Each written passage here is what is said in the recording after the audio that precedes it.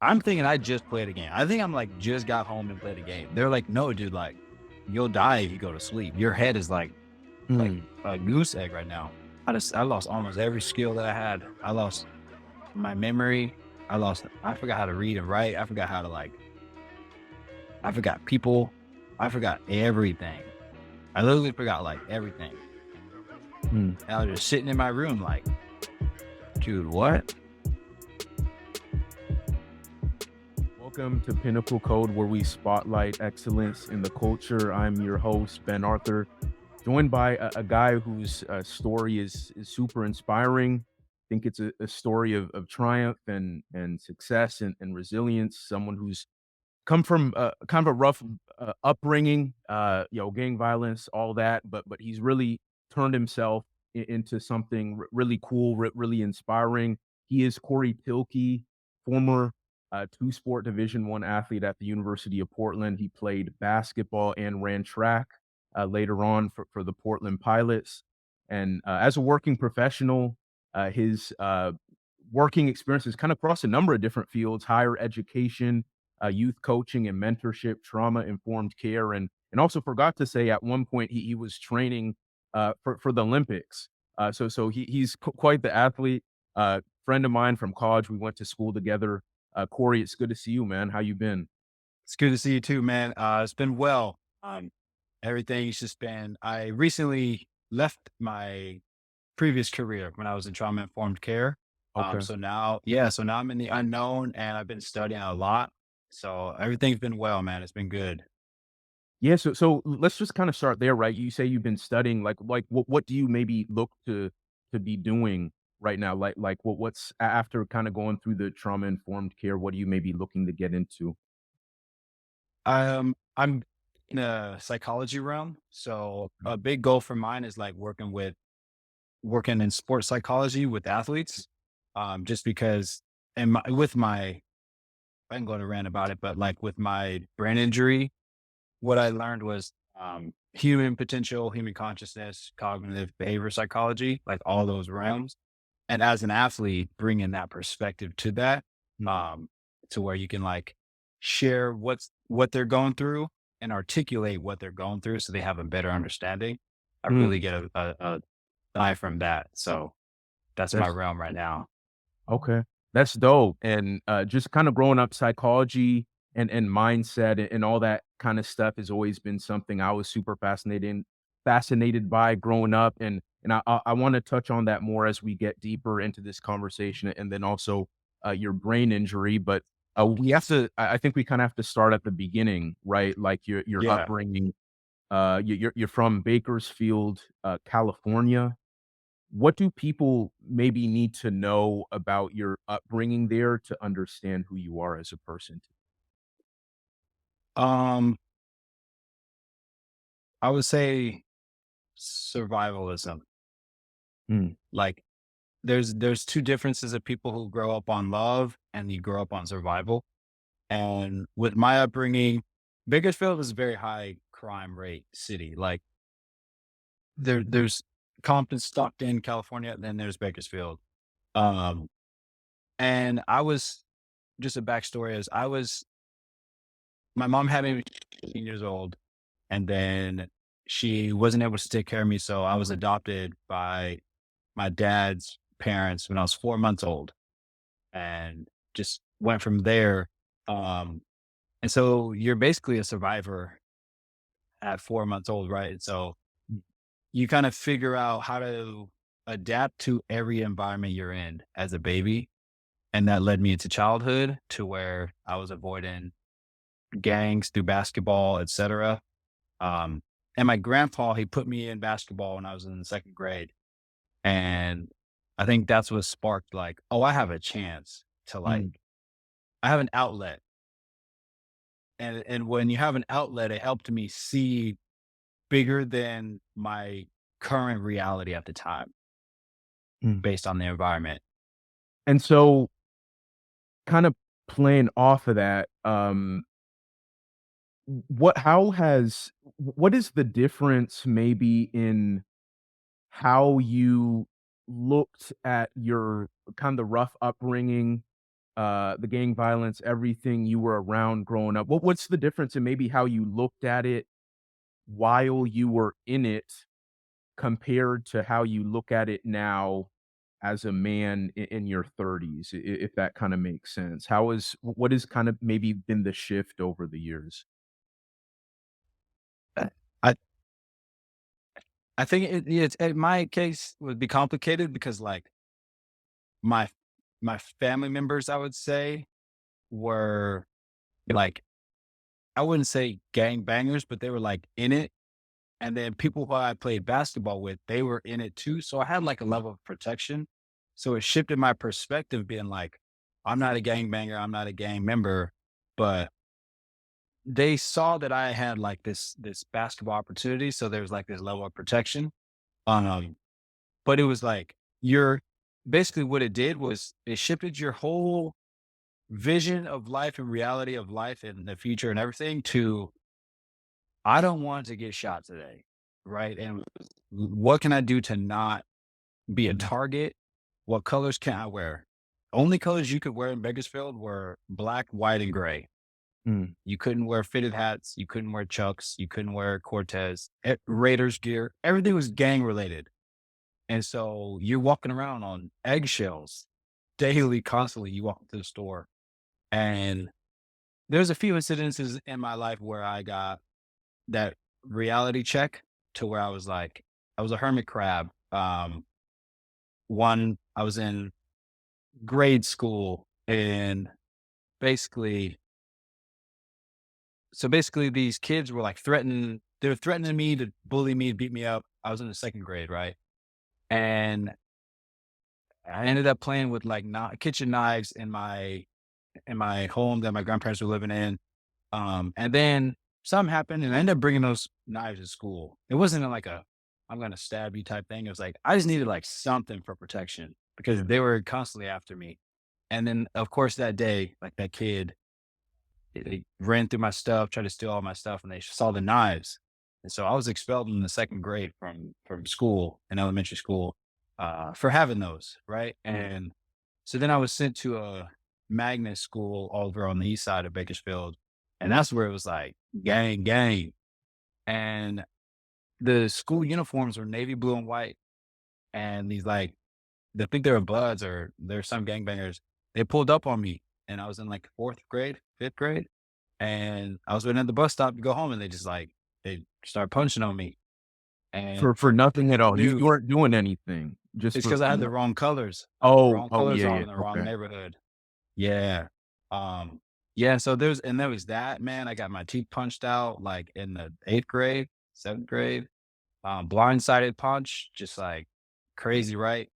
And yeah, man, just being shot at and like seeing so many things in your clear vision right there within feet of you altered your whole perception of life and like where you wanted to do everything you possibly could to get out of where you're currently living.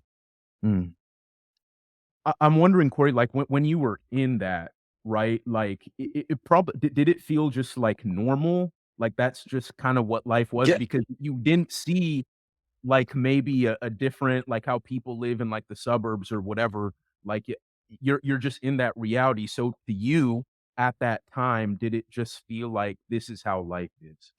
It was like it was normal. And it became laughable because like people would fight at school or eat your pizza or eat or just eat your lunch. It was like, oh, there's a fight. Oh, crazy. Because it was so normal, right? And but you were always on guard. And what it does, I have a different perspective on it now because like what it does is if you're on guard and always constantly on edge in survival mode at a young age, you can't dream. So when you're in survival mode, you can't dream.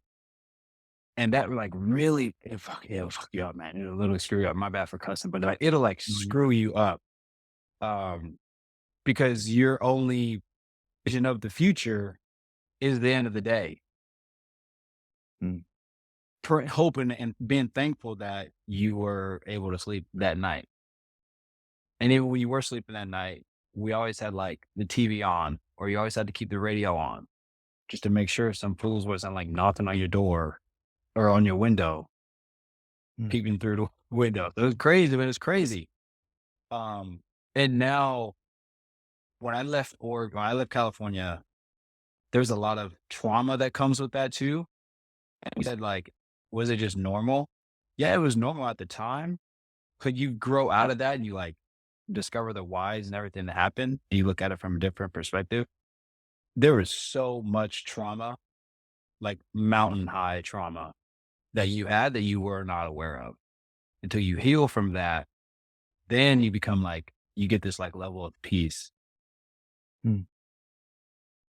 That's that's a really interesting perspective just as someone who kinda grew up in the suburbs, and I wasn't in that kinda environment that you were in, but, um, I think I think it's always interesting, like, just, whether it's kind of more well off like white people or whatever, and they tell people who grew up in environments like you were in, like in the hood, and they say just kind of pick yourself up by the bootstraps, and like you're kind of in control of your life, which you are to a degree, but I think as you said, like when you're in an environment like that, it sounds like you can't even think beyond survival, right? Like Yeah. yeah, so it's like you're not even worried. It's like, how am I gonna stay alive today? Like Yeah. so, like, how I guess at what point did you kind of start to realize that there was a difference? Was it like moving to Portland on a scholarship? What when you got a scholarship to play basketball at UP? Was it being in a new environment that finally got you to like maybe realize that there is so much more to life than survival? I think when I started playing club basketball, Mm, and I noticed when there was more to survival when I was in high school, and my mentor slash coach slash like uncle at the time, um, he was like, dude, like we gotta get you guys such good hoopers. Like, let's get you out of this city to where you're seen by other people, right? So we'd play in like Oakland and we play in like the northern Bay Area, California. We're like, dang, like there's green trees over here and crazy. You guys have like Starbucks and everything, right? And so you're able to like your whole perspective was was was opened and you were able to see like a diversified group of people.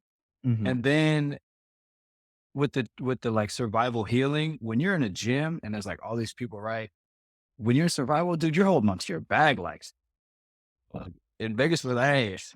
And you're on the court watching your bag, hoping someone don't like take your stuff. And to be able to be in a gym where you didn't have to do that, that changes the game. mm, And I'll never forget like what changed my life was I was playing and we're in like Santa Clara. It was like a 16 and under AU tournament.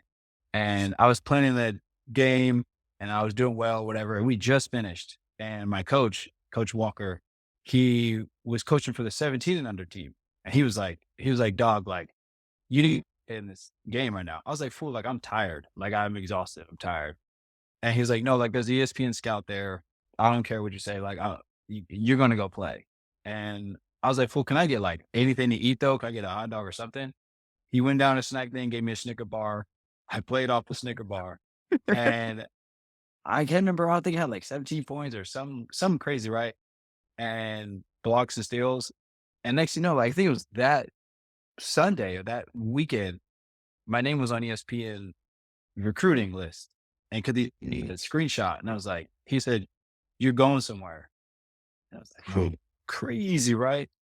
And I didn't know where somewhere meant. I just knew it was like, oh, Bakersfield is not forever. mm. And that changed everything. It changed my whole mindset because then you started to see all the people who are like gang banging and like it was all out of jealousy and all the bullying towards me. It was all out of jealousy because my whole energy changed. It wasn't in like I'm better than you. It was like I know I'm going somewhere. Mm. I'm wondering, Corey, was there ever like a sense of guilt with that at all? That because of your talents, that I guess like you had the chance to get out of that environment and make something different for your life? Like, was there ever any feeling like that? And maybe if you did, like, how did you deal with that? I don't I don't think it was any guilt, because I've never been like an arrogant person. Just the way life has humbled me, and I there was a level of confidence, but growing up, you could have been confident, but you couldn't express that confidence because then you were seen as like conceited and arrogant, and then you were a target. So like there'd Mm, be targets of injury and people, doing other than basketball stuff on the court. And so yeah, I didn't have that guilt. mm. How has being in Oregon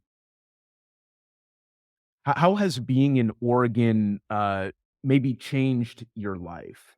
I mean, just having a place really far from home, right? A totally different environment in Portland than it was in Bakersfield, obviously. Um, what has it meant to you to, I guess, really like being able to create a life for yourself in Oregon? I think to put it in like a few words, I think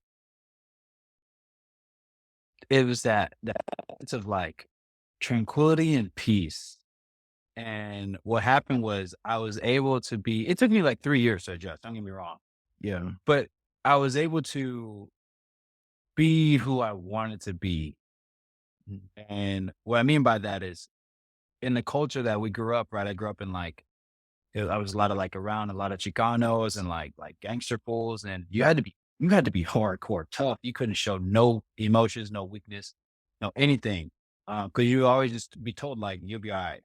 Right. So these bottled up emotions. And when you wanted to be funny and goofy and chilling and laughing, making jokes, you couldn't because you brought too much attention to yourself and you didn't want that. So coming to Oregon, I was like, dang, dude, like I can laugh. I can be myself. I can dress how I want to dress. And when you're able to express yourself, you're able to like you unlock more potential and you unlock more you. mm. So I was able to wear red colors. I was able to wear shoes and hats and not walking down the street being like crazy, right? And then when people talk to you, so it was that peace and authenticity that like really changed the game for me in my 3-year transition. Yeah. Cause I moved up here 6 days after high school graduation. I had like $40 and I think like some Converse. And I literally Wow. had literally nothing, right? Yeah. Cause I'm in my first week in college. I didn't have pillows, dude. I didn't have nothing. And I had t-shirts that they gave us, right? And, Corrado Hall and like the dorms. I took the bed sheet that I wasn't going to use and I balled it up in like a t-shirt and I used that as my pillow. And like when UP would give us hoodies, I would stuff those in there too to make the pillow like better, make it firmer. Mhm. Wow. Wow, that's crazy. So I have to you said it took like I think you said like 3 years to adjust to being in Portland or something like that. I guess, like, going to campus, like, we both know it's a very white campus. I mean, people from University of Portland do not come from environments that you came from, Yeah. and not a lot of black kids on campus. What was, like, that adjustment like, that acclimation to being in that environment where people maybe don't understand you? Their frame of life their frame of reference on life is maybe different than yours. What was that like? Dude, that was awful. Like it was honestly, it was awful, but so rewarding at the same time because yeah, like you said, like no one gets you. You don't have that sense of home because you don't have a sense of community. And us as humans, we sense of belonging is like one of our core needs as a human. So when you don't have that, you feel lost and you're finding anything you can to attach to have a sense of belonging. And of course you had your team, but you're a freshman, you're from a new state, you're still disconnected. So what it did was you had to either change your perspective on and it was eye-opening for me because I could have been basically, if your negative perception is like, I don't like this place sucks, and there's all white people here, it's gonna be horrible.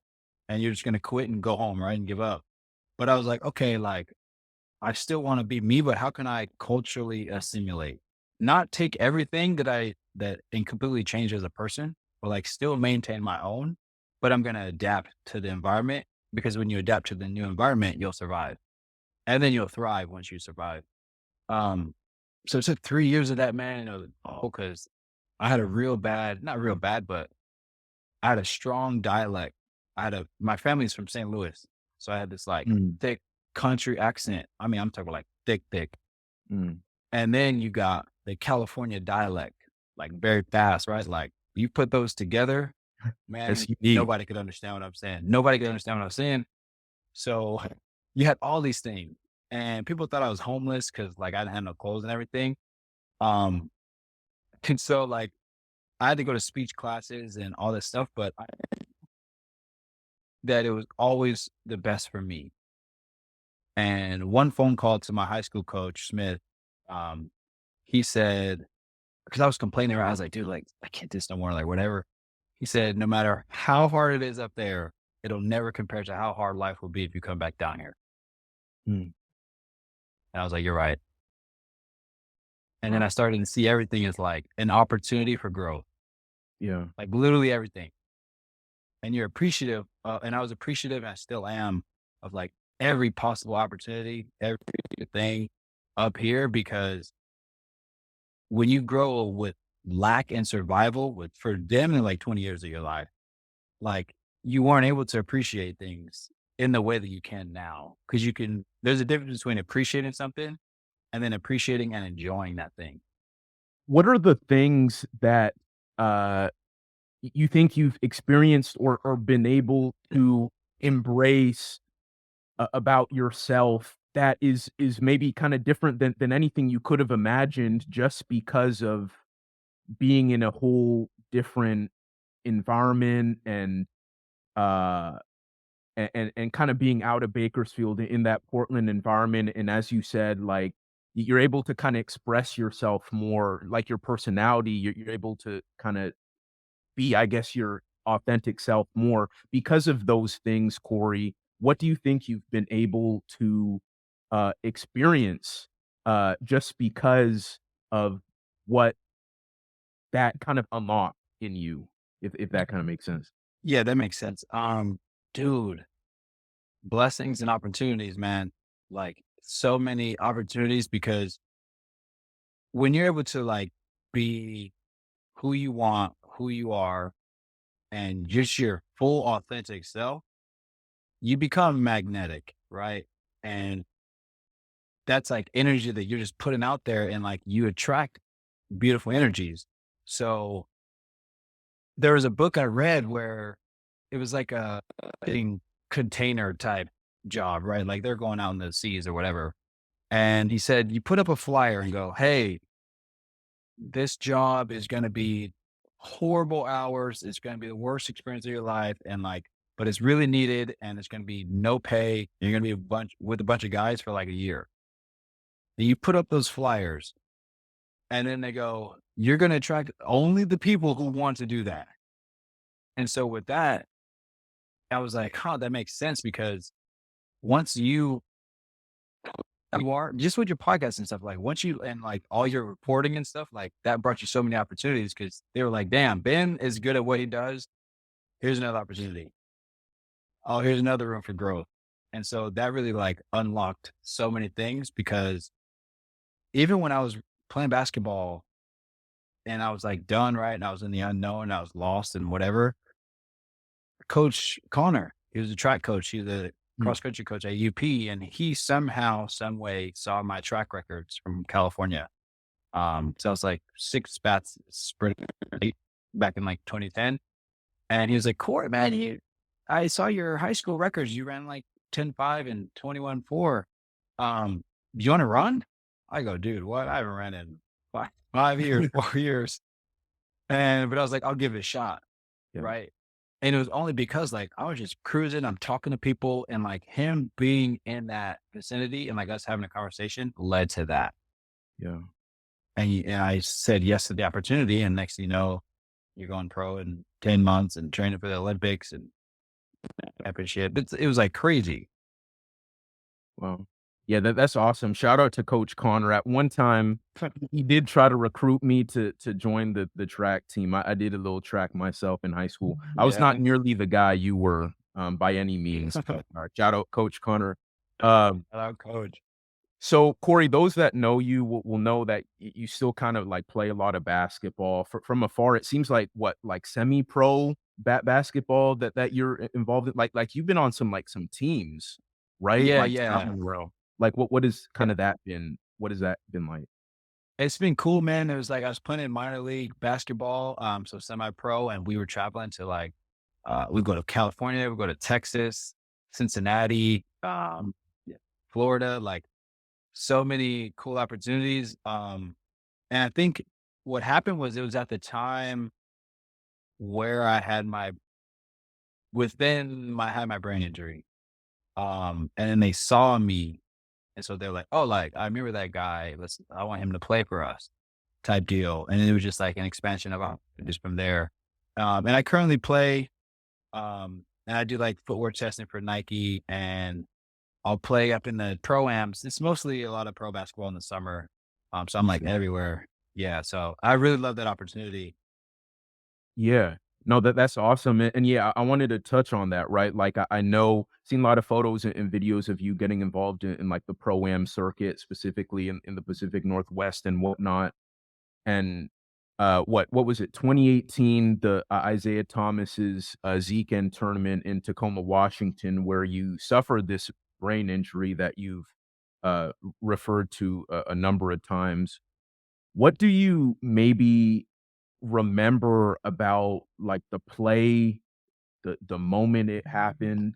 Uh, Kind of take us back if you can about what exactly transpired. Um, yeah, I I it was described to me, so I was able to remember after that, years after. But yeah, I was playing in playing in the tournament, and I remember from the game, man, I was hitting like 3 threes. I have pictures of like I had dunks, like 4 dunks, and I don't know if it was a dunk or a block, but I went up for a block and I blocked this guy's shot off the backboard, like pinned it off the backboard. And I was so high, 'cause it was like above the rim, that my butt landed on his shoulder right here. And Mm. then my head went straight to the hardwood. I fell straight onto my head on the hardwood. Um, my memory or image was like me blocking the shot and like looking down, being like, "Oh, that's like pretty far down." Um, so I fell from like what 10, 11 feet, so like that. Sheesh. And yeah, so I was like, "Out, dude." Like, I don't remember anything after that, but they told me that like the whole tournament stopped. There's blood all over the floor. I don't know if I was like pronounced dead or not, but like I was like out for hours. Mm. Um, and I woke up and it was all these ambulance and firefighters around me and everything, and they're asking me these questions. And I remember one question, they're like, "Where are you?" And I said, "I'm in Beaverton, California." And he was like, "No, dude, like we're in Tacoma, Washington." And I didn't know what year it was. I didn't know literally anything. Um, and so my head was like a goose egg, dude. It was crazy. Like there's pictures on my Instagram and everything. And well, like I think my teammate's girlfriend at the time, like they drove me to the hospital. I was getting my head glued back together, and Mm. then I was given a oh, I think somehow I made it home. I don't remember how I made it back to Portland, but um, then my roommate at the time, Corey, he was working at Zoom Care. And then I don't know if it was a conversation, how the conversation went, but somebody told me that I was like, dude, I just want to go to bed. Like, I just played a game. I'm thinking I just played a game. I think I'm like just got home and played a game. They're like, no, dude, like you'll die if you go to sleep. Your head is like Mm. a goose egg right now. So I had to stay up. But what happened, man, is I lost almost every skill that I had. I lost my memory. I forgot how to read and write. I forgot how to I forgot people. I forgot everything. I literally forgot like everything. Mm, And I was just sitting in my room like, dude, what? It was that's crazy, man. It's crazy. Yeah, let me know if I should stop on that, but yeah, no, that's absolutely insane. Like, did you remember family members, friends? Like, you when you say everything, do you, like, literally mean, like, everything? like, man, I forgot how old I was. I forgot my family members. I forgot like, dude, I forgot I had a car, right? I forgot I had a car and I think, yeah, I had my car repossessed. Like I literally just, I forgot like I had a car and car payments and everything. And I called up like, hey, like I had this head injury, like I'm out of the hospital, whatever. Um, and they were like, oh, sorry. And I just came and got it. But, and so, yeah, dude, I had that. And yeah, so I think it's like, I literally forgot everything. Mm. Concept of time, it was like benign to me. It was like unworldly. Yeah. I W forgot all the experiences that I had, everything. When you say concept of time, like, you didn't, like, know how long, like, a minute was or, like, 30 minutes? Like, what do you mean by that? Yeah. Like 4 hours would feel like a minute, like 20 minutes. It'd be Oh, like the same. It would all be the same. And huh. it was crazy. Like all the days were the same, all the seasons were the same. It didn't matter. I didn't know what day it was.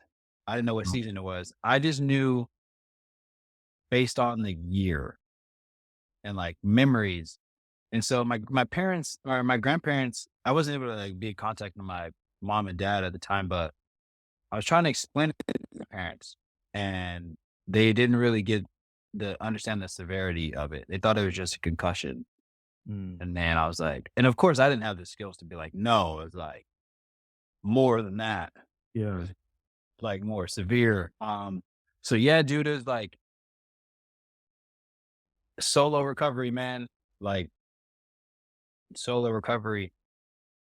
And I think I was dating somebody at the time. She was like helping me. And I think that was it. But like other than solo recovery, crazy.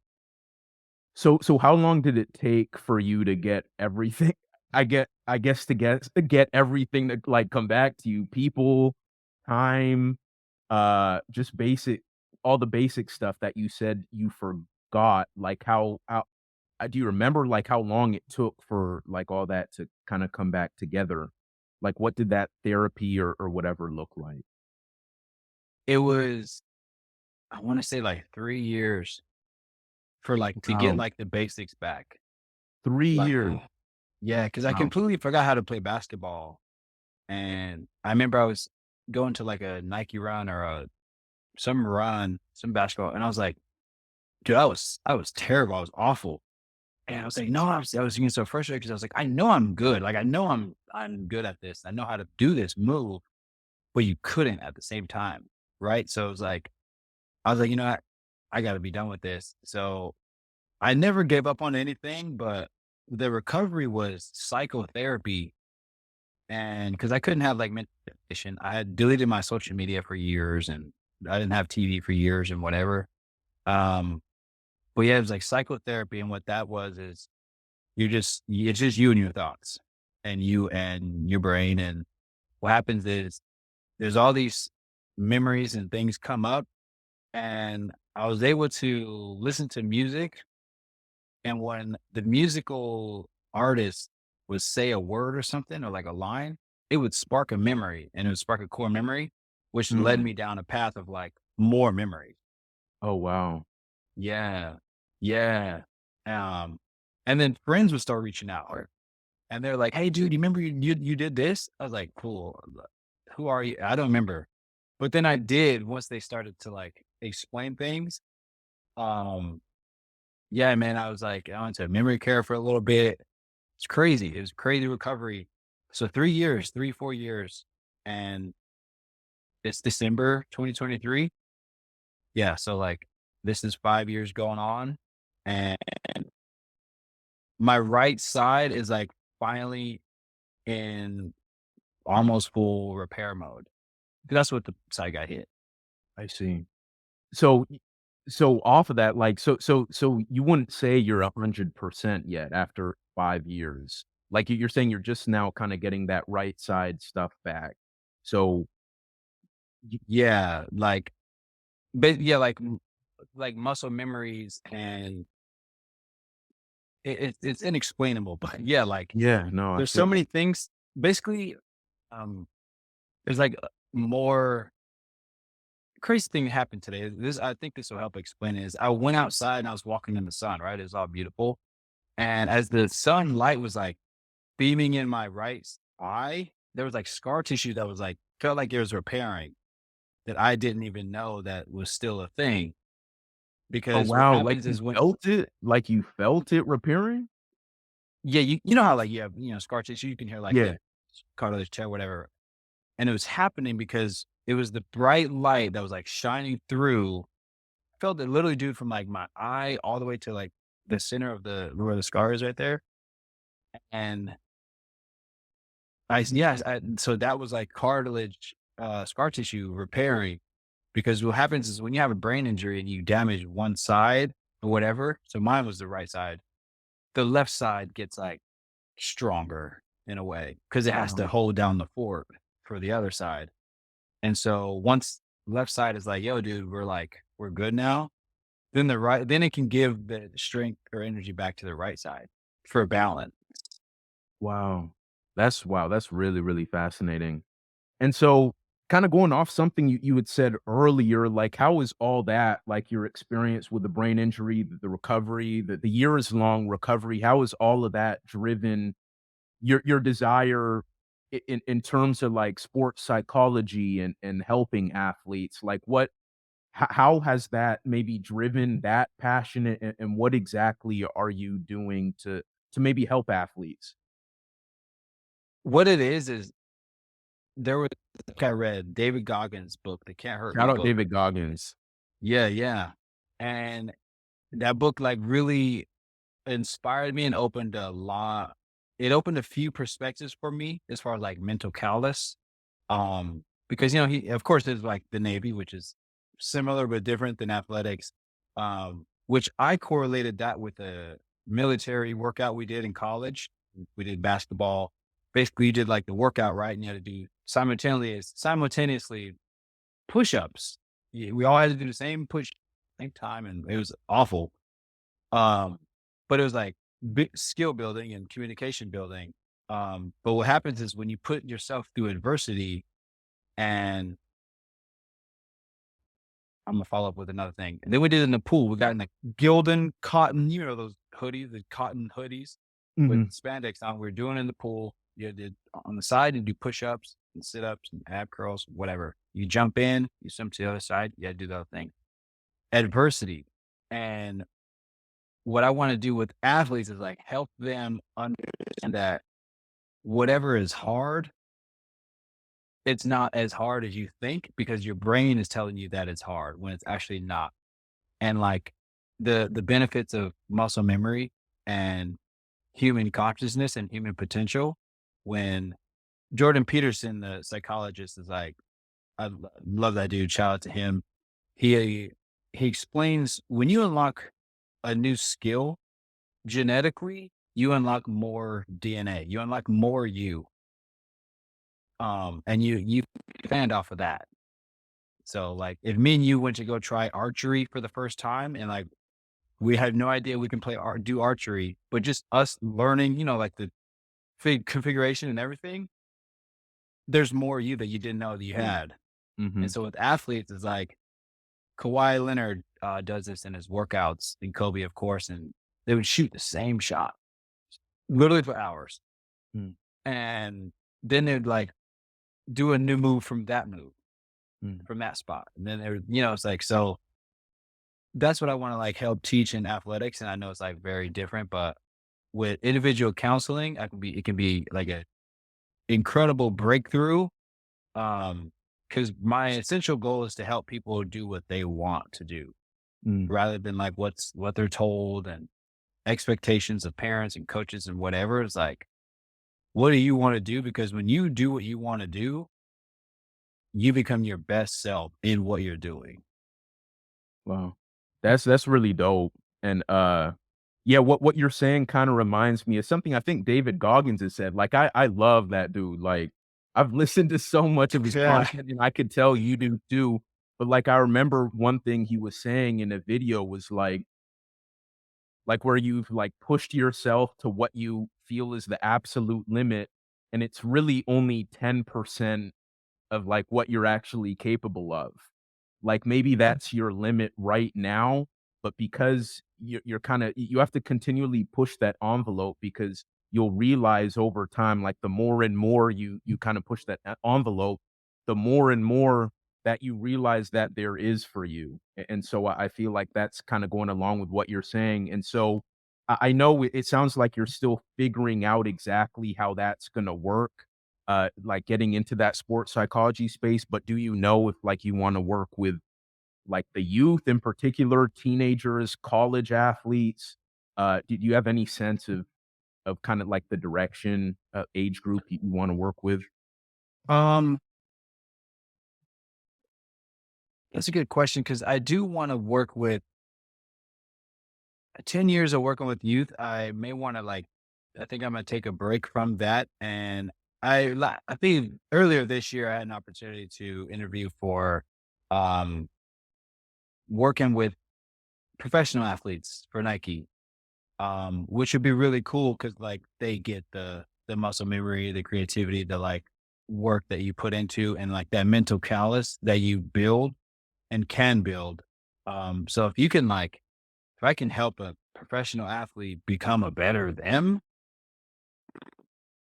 an abundance of opportunities and achievements to be unlocked for them, and that's really cool to see. Yeah. No, that's sick. And, Corey, as we've kinda talked about, like, clearly, like, you've been through, like, a lot in your life between the environment you grew up in Bakersfield to everything you've dealt with, like, with the brain injury and refinding yourself and all that, and, like, everything you've been through, like, you've been through more than some people, frankly, will ever go through in their probably entire life combined, right? You've seen and experienced things that people probably can't even conceive of. I don't know if, like, you believe in God or a higher power or anything, but, like, how does your mind maybe look at that fact that you have been through so much shit, really, and come out, like, on the other side of it? Yeah, yeah, man. It's to me, like I think we mentioned it earlier. Um, Seems like it seemed like normal to me. It seemed normal. It was very beneficial in counseling, especially in like trauma informed care. It's very beneficial because like when you go through something that may be severe or whatever, not trauma comparing, but when you go through something and you're able to articulate what you went through and like help the person understand what you're saying, um, to where there's a sense of empathy, that's where I, but to me, man, I think I've trained my brain and like praise God every day of like, what's next? And Mm, I'm appreciative of everything I have, which unlocks more like room for growth. And don't get me wrong, like it's been a marathon. Like Nipsey Hussle said, you go through every emotion. Like I'm not, you be broken down. I've been broken down so many times, but there's a diff. Like I'll never give up. At the same time, you do give up that fight against the resistance. mm, So when there's continuous adversity, you sometimes you just got to give up the fight, right? And when you do that, you start to see like so many more opportunities come to you because you're not fighting anymore. And my thing is like I'll never give up. And even when you do have an achievement, you're like, okay, like boom, keep going. Because when you settle, your drive diminishes. mm. I noticed that with it was a rapper I was listening to. Can't remember, it was high school. he was like so good, right? He was like boom, boom, boom, and then he got all his millions, and then he sucked, and I was like that. It was that. Like, you didn't have that drive anymore, Yeah. and so yeah, so that's my thing, man, and I think I use it for infinite wisdom. I would say I have, and that's what helps me go through life as that survivalism is ingrained, like Jason Bourne, like it's ingrained in you, but you don't always have to all the time. Yeah. Corey, do you maybe like, not that you liked your upbringing or anything, but do you appreciate the person that upbringing, yeah, everything you've been through, that it do you appreciate the person that it created? Like, are you maybe Yeah, grateful for that? Yeah. I'm grateful for every experience that I had because they were all lessons learned that created a better version of me. Um, and even like I know we mentioned it on our outline, but like your perspective of success, it created a better version of like what I wanted. You fumble opportunities, you miss opportunities, you failed at things. Like I was point seconds away, whatever, from going making it to the Olympics, right? And like that was after that, it was like super depressing and whatever. But then that you got to move forward like a couple days. You got to keep going Yeah. because you got to keep going. And um, what that did was it just it created this constant drive in me, and I'm appreciative of everything. Um, because I want to say this: the perspective of success is when you live a stressless life, knowing that you've done all you've done to create the life you wanted to live. No, that's good. I love that. And, Corey, on your Instagram, in your bio, you say, quote, "Every day is a weekend," end quote. What do you mean by that? Man, even on the previous podcast I did with Bryant Parati, um, it is he's a sports trainer at UP. He said, "Living every day like it's the last until tomorrow." And my thing is, I say every day is a weekend. That's man, you're living up like you're taking advantage of every opportunity and you're appreciating everything that happens in your day. Because I'm big on like we create our own reality. And what I mean by that is you're walking around and you think everything's beautiful and you're complimenting people and whatever. You start to get that energy back. And it's just it makes life joyful. Mm, Every day is a weekend.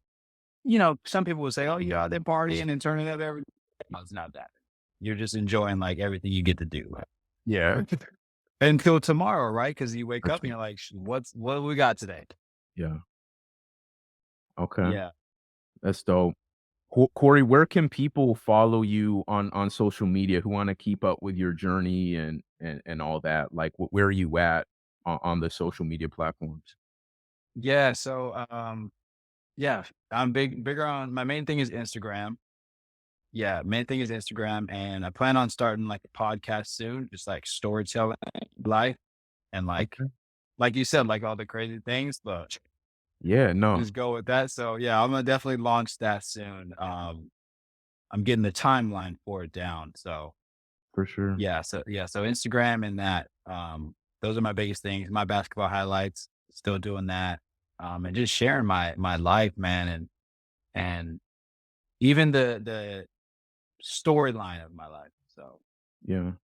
No, that's awesome, man, and yeah, as we've kinda gone over, like, you have a really powerful story, and putting that for you to put that in a podcast form for to share with the world, I think could be a really powerful thing, and, yeah, for all you guys listening, like, everything Corey said will, like, be in the show notes, so be sure to tap in with him, and very last question for you, Corey. This has been awesome, and really appreciate your time, bro, but, this is kind of a big question, but What does Black success mean to you? What does Black success mean to me? Black success means it to me, it's showcasing your courage and strength and your resilience of getting through the adversity that like generationally Black people have went through. And and being the best version of you, regardless if that's flamboyant or if that's humble, like pop off. That's what Black success means to me because people don't know the like generational trauma that like have affected, which led to the successful people, the Jay-Z's of the world and like everybody who's successful. And one thing I would say is like for Black success to everyone get their own version of their own success, of what success means to them. Mm. And actually, I lied. I actually have one last question for you. Yeah. No, but I realized I forgot to ask this, and I meant to ask this, but for Korey, for the little Koreys out there, for like the little girls who grew up in environments that were similar to your own, what would you tell them about what it takes to either like transcend that environment and or take the one or two steps to start creating the momentum necessary to get out of it and start to build something positive for themselves? Yeah, dude, that's crazy. I just said this to Park Rose High School middle schoolers. Park Rose School middle schoolers is you look around your environment and whether you're in survival or not, and take a look and observe what you don't want, so then you can create an idea of what you do want. And when you do that, you start to write it down because then your brain will start to configure what you want, which actions will follow and do things that what you want to do. And you said to build that momentum, there's a book called The Compound Effect. I love And that book. yeah, right. And Nipsey Hussle said this quote too is you lay a brick every day, that's getting better. 1% every day, you lay a brick every day. Eventually you're gonna have a brick wall. Getting better every day. And I I started making my bed every day, even just like putting it together, right? Because that says, you know what? At least this is together, which builds momentum for your day. So I would say that like create create a vision of of the life you want to have, and you'll find it'll come to you. That's beautiful. I think that's a perfect way to end the show. Everyone, appreciate you guys for tuning in to Pinnacle Code. Be sure to subscribe to the show on YouTube, and I'm all across the different social media platforms as well. Be sure to like, share, subscribe, tell a friend, tell a family member. Appreciate all you guys for tuning in. And a big thank you to my guest, Korey Thieleke, a good friend of mine from back in college, for sharing his story. But until next time, I'll see you guys soon. All right. Peace out. Appreciate you guys. Peace.